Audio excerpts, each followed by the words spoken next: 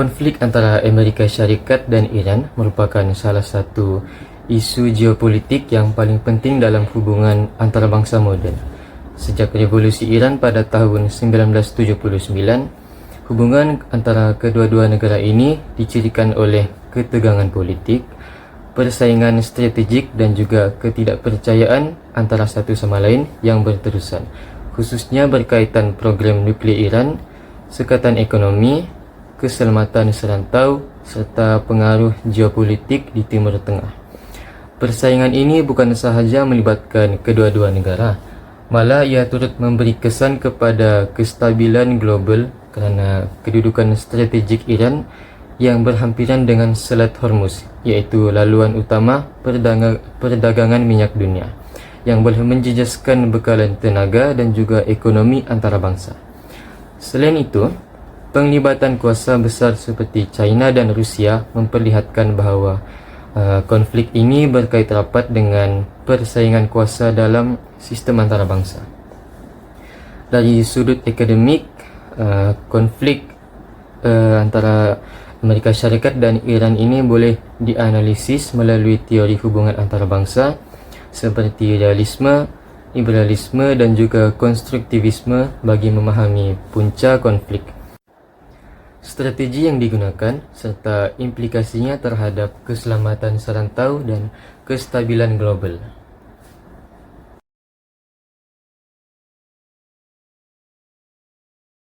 Seterusnya, saya akan membentangkan tentang latar belakang serta faktor-faktor yang menyumbang kepada konflik Amerika Syarikat dan Iran ini. Jadi konflik ini bermula sejak revolusi Islam Iran pada tahun 1979 yang menyebabkan hubungan kedua negara ini semakin tegang. Dalam konteks semasa, konflik ini semakin memuncak selepas Perang Israel-Iran pada tahun 2025 yang turut melibatkan campur tangan Amerika Syarikat.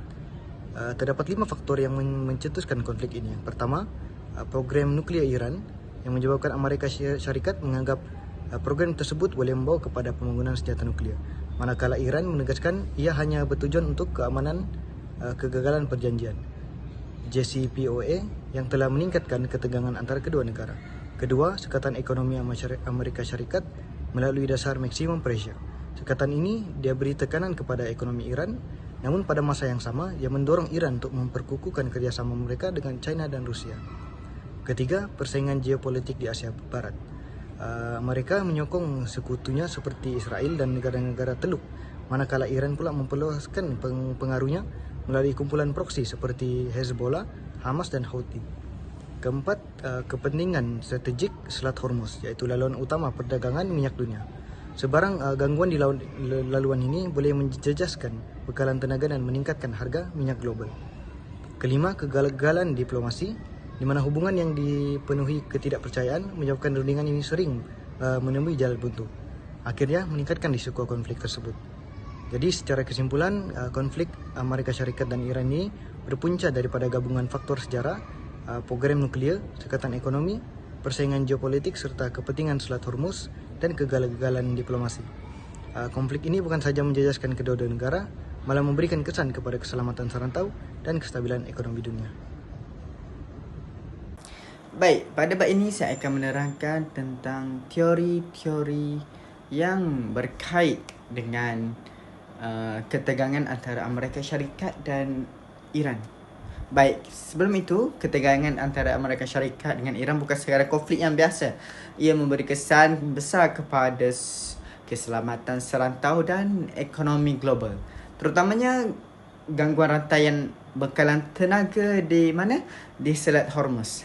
Untuk memahami dinamik yang rumit ini, kita perlu menganalisis strategi kedua-dua negara melalui 3 perspektif teori daripada hubungan antarabangsa, iaitu realis, liberal dan konstruktivisme.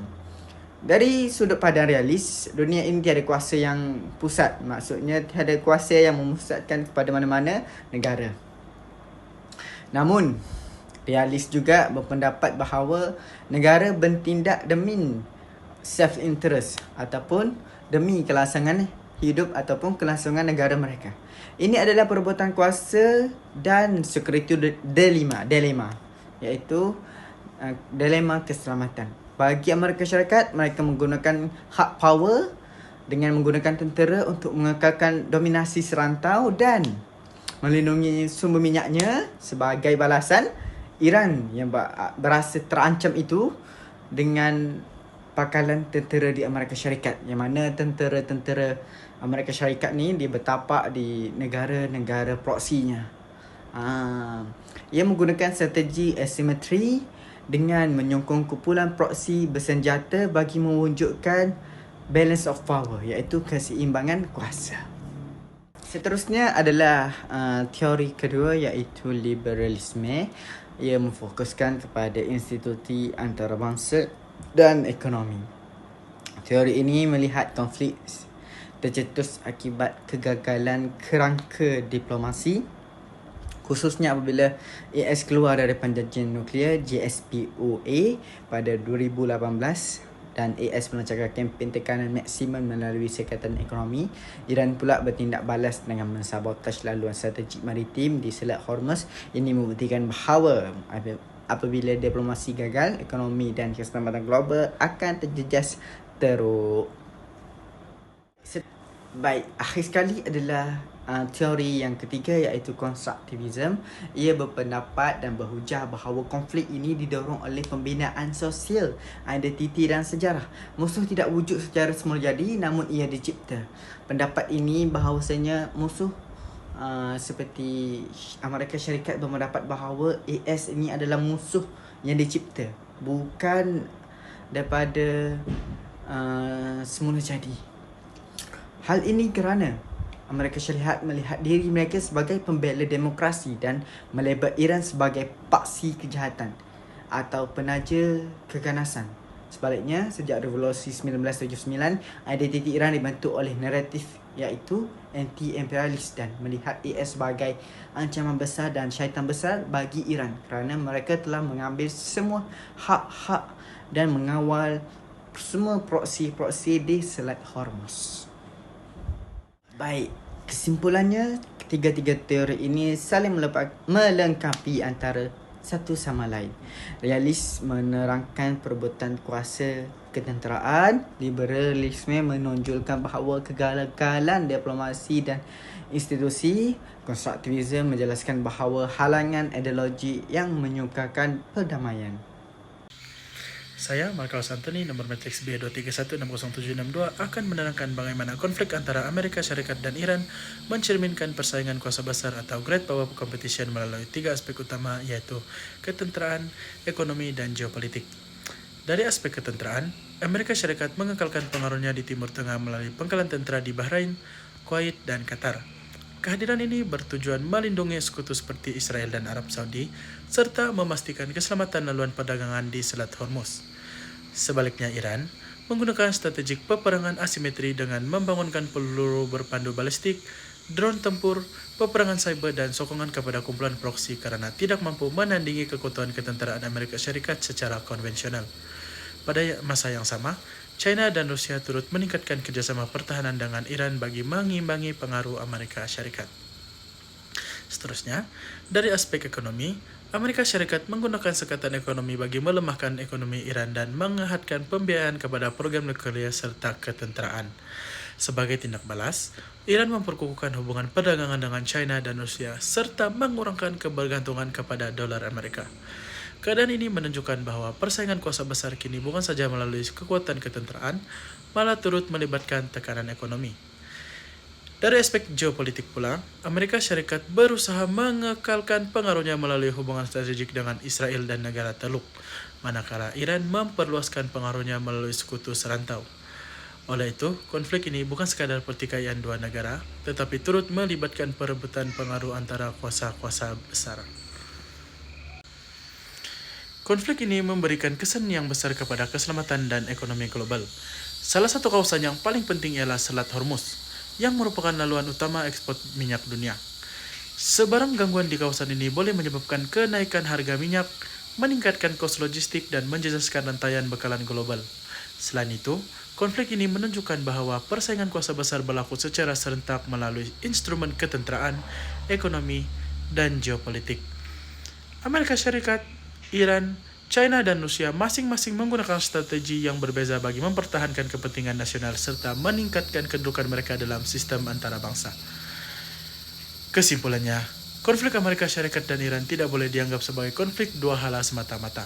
Sebaliknya, konflik ini merupakan manifestasi persaingan kuasa besar atau great power competition.